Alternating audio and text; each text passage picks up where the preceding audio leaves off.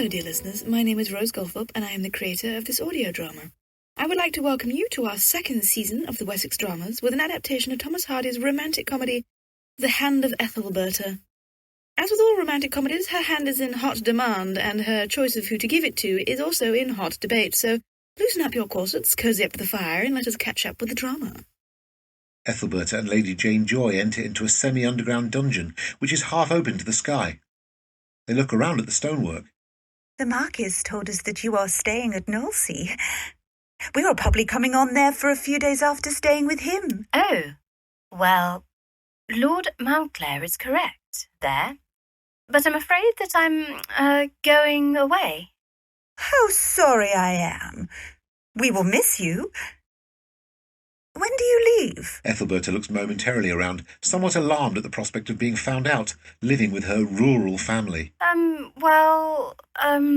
I'm off at the beginning of next week. For Cherbourg, and then Rouen. A voice breaks in and they look up to see Lord Mountclair and Ney standing in the doorway. Ethelberta is a bit irritated that they heard of her departure. Did I hear you say that you were going to Cherbourg and Rouen? I'm going to Normandy myself. Ethelberta sighs and half smiles politely.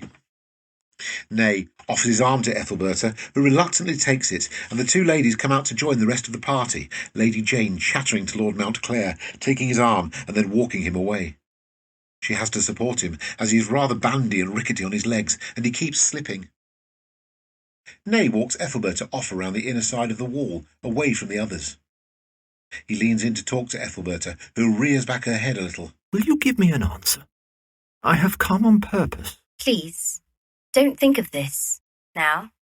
Please, I'm going to Rouen, and we'll think of this on my way. When will you be there? Next Wednesday, I should hope. Well, I will call on you. Where are you staying? At the Hotel Beau Séjour, but... Then I will meet you there and have my answer. I would meet you in Hades for the matter of that. I won't be trifled with. I hate all this nonsense. Say it shall be an appointment. Well...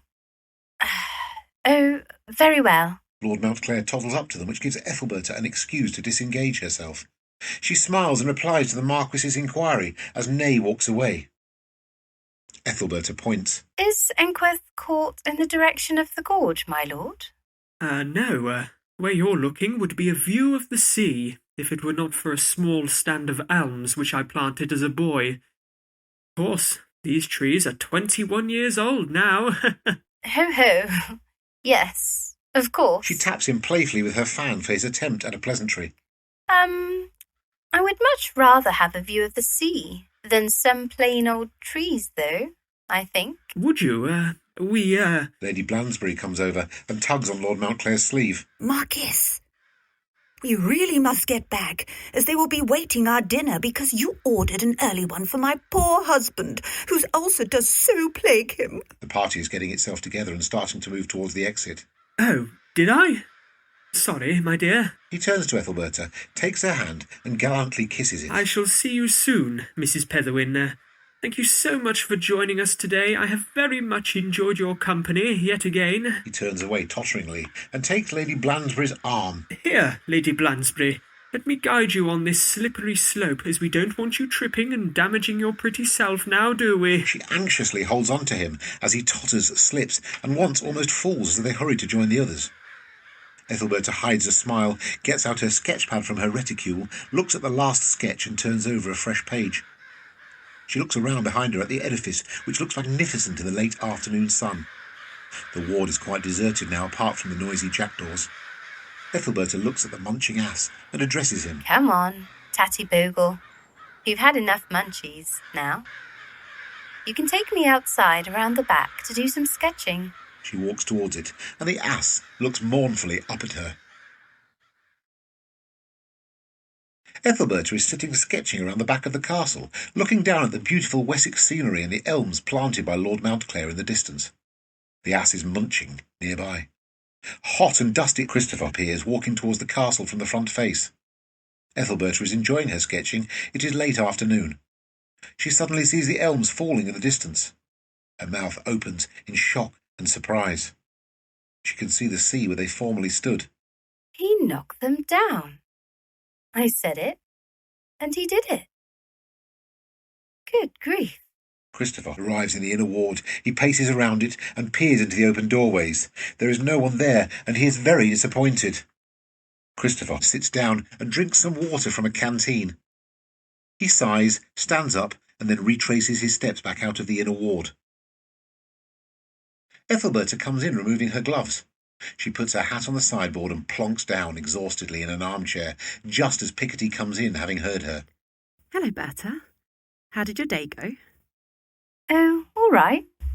A lecture and then some sketching. Lord Mountclair was there. Oh, guess what we did? Built castles by the sea? Yes, but with Mr. and Miss Julian. They came down. I told them we were here, if you remember. She looks a little sad. But when I told him you were at Covesgate Castle, Mr. Julian went out to meet you. Did you see him? No. What a pity. Oh well. Picotee, I've decided to go to our aunt's at Rouen after all, and take you with me. I've also written to Sol and Dan, asking them to meet me there.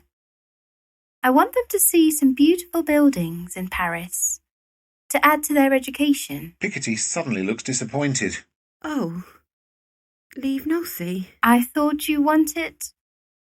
Ah. She realises the lover's instinct and suppresses a smile. Well, if you prefer to stay, I could always take Cornelia, who has just come down. I'm sure she'd love it. Picotee suddenly brightens. Oh, would you, Berta? Miss Julian said that she and her brother might come down to Nosy for a few days' break soon. I should so like to see her. She's such a nice girl. She raises her eyebrows and turns her head away. And him? She smiles to herself and shakes her head a little at poor Picotee's transparency. There is a horde of children seen at the door and a trampling of feet heard. The 4 children rush in, followed by Cornelia and Emmeline. They are very excited, are wearing wet Sunday clothes, and are carrying buckets and spades. They rush over to Ethelberta and Picotee and kiss, clutch at and climb over them, telling of their exciting exploits. Ethelberta laughs and attempts to defend her pale pastel linen gown. Tipman, the valet, is helping Lord Mountclair out of his evening clothes, down to his union suit. He then puts Mountclair's nightdress over his lord's head while they talk. Are you sure the report is true? It is a secret known to no one but myself, and Mrs. Joncastle's maid, my lord. Lord Mountclair muses fascinatedly. Daughter of a butler, eh? No one else knows, eh? Oh, no, my lord. I told Menlove, the lady's maid, to keep it totally quiet. I just happened to be the first person that she mentioned it to, as she had just begun work in Mrs. Doncastle's house, and saw Mrs. Petherwin there, just recently. Well, keep it mum then, Tipman, keep it mum. You may leave me now. Tipman starts to pick up soiled clothes prior to leaving and heads slowly towards the door as Lord Mountclair speaks to himself. Ha! A clever little puss. Hoodwinked us all. How did she get those finished manners, education, and that beauty? Tipman! Tipman pauses in the doorway. Yes, my lord. This gossip goes nowhere, do you hear? These things are never true, hear? He holds out a couple of money notes to him, which Tipman comes forward to take. This is for the information and one for that Menlove woman too. If this story gets out from anywhere, however, you will both find yourselves on the street, do you hear? Now, listen. Do you go to Knowlesea and find out when the steamboat for Cherbourg starts, and when you have done that, I shall want you to send Taylor to me. I wish Captain Strong to bring the Fawn round into Knowlesea Bay. Next week I shall want to go to Cherbourg in the yacht, providing the weather is all right. You're coming too. Certainly, my lord. Remember, absolute silence now. Your job and your reference from me depend on it. Lord Mountclair waves him away. I will have her. Such beauty. I will have her. Ethelberta is seating herself in a first-class carriage. She talks to Cornelia, her maid, who is putting luggage overhead. I would be with you, Corny, if it weren't for the fact that Lord Mountclair has come on the train. That was his valet asking you questions at the harbour before we shipped. Don't worry, Berta. I got your lady's journals as you gave it to me. I'll have a good read, I will. She smiles and goes out. Seconds later, while she's taking off her gloves and jacket, it being hot, Ethelberta finds she's being stared at by a man in the corridor. She moves her head a little and finds it to be the Marquis. Lord Mountclair. What a singular coincidence. Not that singular. Do you go far today, Mrs. Petherwin? As far as Caen. Ha! Did you ever? That's the end of my day's journey too. He smiles and starts to walk on with his valet carrying the luggage. Actually, I've decided to go to Paris after all, Lord Mountclair. The train won't go tonight, I think. Then I shall go on to Rouen. Yes. And now I think of it, I did intend to go to Rouen, and shall. Where will you stay in Rouen, my lord? Oh, the Montmorency. That is not mine. She nods and closes her door. Ethelberta and Cornelia arrive at their Aunt Charlotte's small hotel in Rouen, the Beau Séjour. They are exhausted with travel. Aunt Charlotte, warm and friendly, quite smartly dressed and of a good figure, greets them at the door, kisses them, and fussily gives instructions to two young boys to take the luggage, which they promptly do. Aunt Charlotte takes the two young women through the hotel to their room, talking all the while. They ascend steps, come out onto a balcony, and see a little courtyard below with potted shrubs and plants, as well as caged birds. There are lots of busy French maids rushing about. Occasionally, cooks in paper caps carrying kitchen articles are seen scampering out and back from what is obviously the kitchen. The scene is very lively, and the girls traverse the corridors with their aunt. The aunt shows them into their room, and they thank her and look around at its prettiness. The aunt leaves after giving them instructions about dinner. The girls plonk down on the beds, smile at each other, and then collapse onto their backs as well. The two girls are in bed asleep when there is a knock at the door. Ethelberta leaps out of bed, grabs a shawl, and answers the door, receiving a letter. She returns to sit on her bed, opens, and reads the letter. Oh, Mamma. My dear, I hope this finds you and Cornelia well. This is just to warn you that Menlover's wormed everything out of Joey.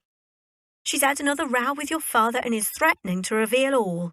Do hurry, my dear, and find yourself a husband from amongst your set before it's too late, and your work has all been for nothing. I'm sure that Governessin wouldn't agree with you, you know. Oh, and one more thing. Mr. Ladywell called, and he asked for your address when we said you were in France. I really fear he may follow you out there. Perhaps he would suit you, do you think? Have a good rest, the both of you. With love from your affectionate mother. Ethelberta drops the letter onto the bed and stands up. I must do something. She looks at Cornelia, quietly sleeping on the bed. Ethelberta smiles and starts dressing rapidly. Ethelberta is just entering the door when she hears her name called behind her and leans out to see Lord Mountclair hurrying towards her. Mrs. Petherwin! Ah, Mrs. Petherwin, how delightful. I am just about to ascend to the parapets. I should be delighted to accompany you. Ethelberta nods her acceptance. She is pointed to the appropriate door by a curator and sets off up the spiral staircase, followed by Lord Mountclair. After the first level is gained, Lord Mountclair sits tiredly down to rest, but Ethelberta sets off again, so he gets up and gamely follows her. When they reach the next level, he sits down exhaustedly, wheezing, and asks if she still wants to proceed, but she does, so he follows.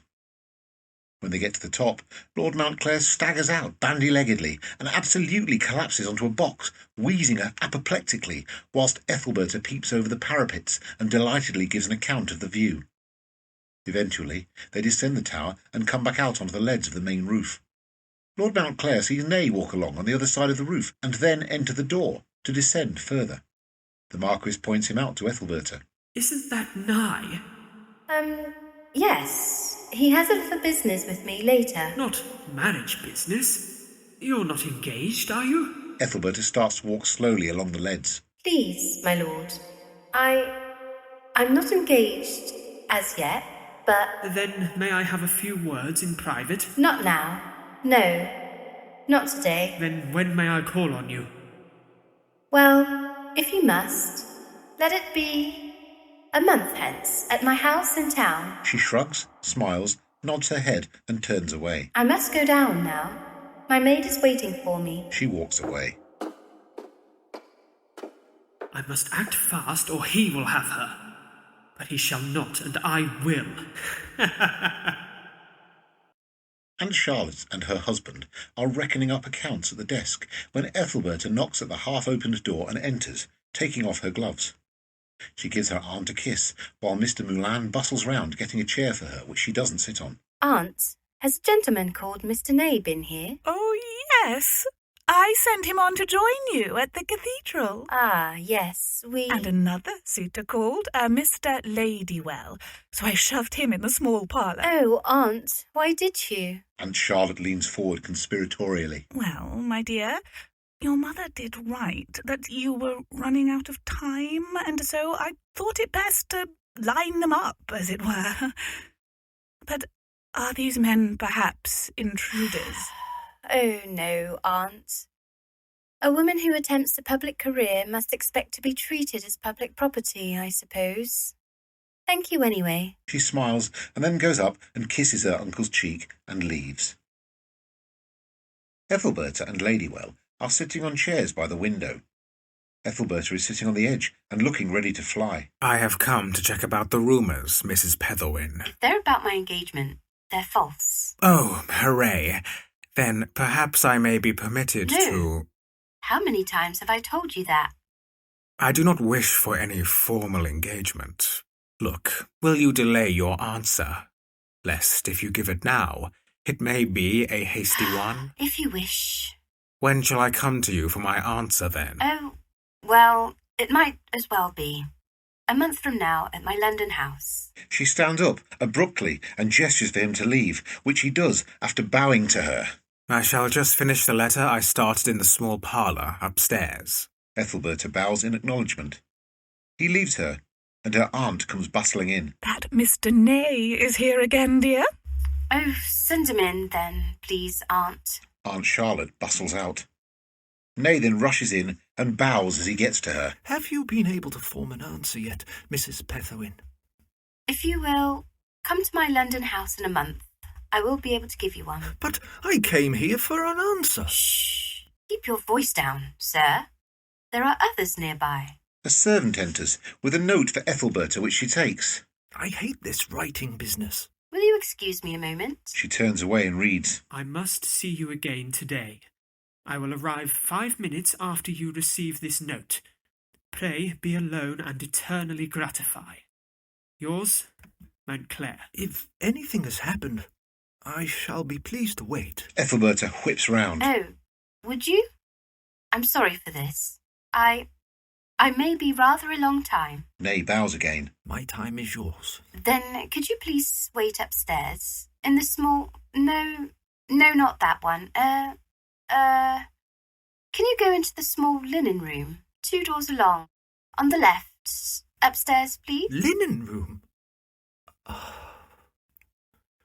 All right. He leaves. Ethelberta hears the wheels of the Marquis's carriage, has a quick look out of the window, and dashes out. Ethelberta tears into the office to find her aunt, alone, writing at her desk. Aunt Charlotte looks up in surprise at Ethelberta's hurry. Oh, Aunt Charlotte, I hope that you have rooms enough for my visitors. For they are like the fox, the goose, and the corn in the riddle. I cannot leave them together, and I can only be with one at a time. Dear, what is this? I'm sorry, but I need the nicest drawing room you have for an interview of a bare few minutes with an old gentleman. Old? Who? I'm sorry, Aunt, but I only arranged to meet one suitor. The other one pursued me in his yacht, and then another was sent by my misguided but well-meaning mother. 3 suitors? Ethelberta pulls a reluctant face. Ugh. She peeps through the window as she hears a carriage pull into the yard. Ney is sitting upright, sullenly, on a stand chair in the linen room. He taps his foot. He looks at his pocket watch. He suddenly hears talking outside. Yes, the scene is pleasant today. I like a view over the river. I should think the steamboat's rather objectionable when they stop here, though. Ney sits up out of his lounging slump. Montclair? He goes to the window and sees Lord Mountclair and Ethelberta on the balcony below. Ney hears a slight cough and looks to his right, and there he sees Ladywell. You, Ney? Ladywell? The voices below resume, and they both look down again. As I have said, Lord Mountclair, I cannot give you an answer now, as I must consider what to do with Mr. Ney and Mr. Ladywell. Oh, to the dogs with Nye and Ladywell. And I shall not consider that you have addressed me on the subject of marriage until you have received a letter that I need to write to you. And then, having received it, you... Repeat my proposal. Look, I'm repeating it now, Ethelberta. How long is it that I have to suffer this uncertainty? A month. By that time, perhaps, I will have grown weary of my 2 other suitors. A month? So inflexible? They return inside. Ney and Ladywell look at each other. Come and see me. I will. They both pop their heads back.